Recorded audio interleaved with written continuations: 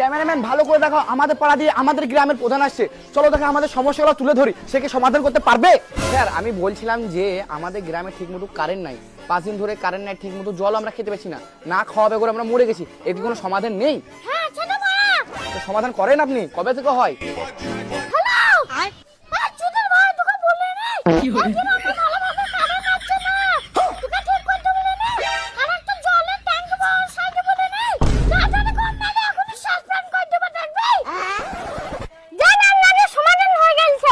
তো বন্ধুরা তোমরা নিজের চোখে দেখতে পাচ্ছ আমাদের গ্রামের প্রধান কতটা ভালো, মাত্র এইটুকু সময় নিয়ে আমাদের সবকিছু সম্পূর্ণ করে দিল। যদি গ্রামে গ্রামে এরকম প্রধান থাকে তাহলে আর কোনোদিন আমাদের কোনো কষ্ট সহ্য করতে হবে না।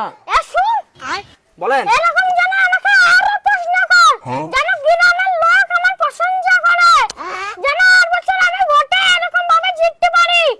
চলো তাহলে প্রশ্ন করি।